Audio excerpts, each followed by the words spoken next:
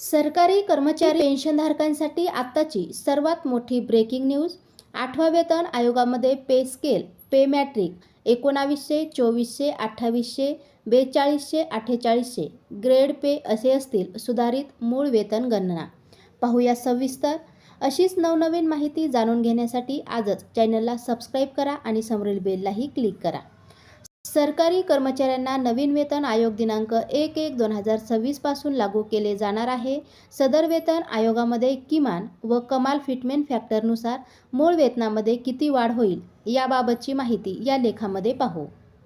Fitment factor. 8व्या वेतन आयोगामध्ये fitment factor हा 1.92 ते 2.86 च्या दरम्यान लागू होऊ शकतो. यानुसार सरकारी कर्मचाऱ्यांच्या किमान मूळ वेतन हे पे स्केल, पे मॅट्रिक प्रमाणे अंदाजित वेतन पुढील प्रमाणे राहू शकते.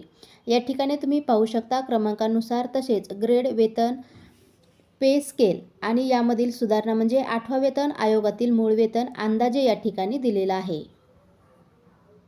वरील नमूद फिटमेंट फॅक्टरप्रमाणे किमान मूळ वेतनामध्ये 8,000 रुपये इतकी वाढ होईल. त्यानुसार 8व्या वेतन आयोगात अंदाजित मूळ वेतनाचा तक्ता वरील प्रमाणे तयार करण्यात आलेला आहे. तर इतर भत्त्यांमध्येही मोठी वाढ.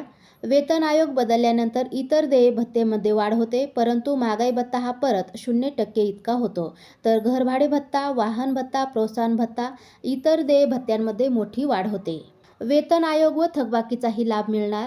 सरकारी कर्मचाऱ्यांना दिनांक 1/1/2026 पासून नवीन वेतन आयोग लागू करण्यात येणार असल्याने 8वा वेतन आयोग प्रत्यक्ष केव्हापासूनही लागू केला तरी दिनांक 1 जानेवारी 2026 पासून पूर्वलक्षी प्रभावाने थकबाकीसह वेतनाचा लाभ मिळेल.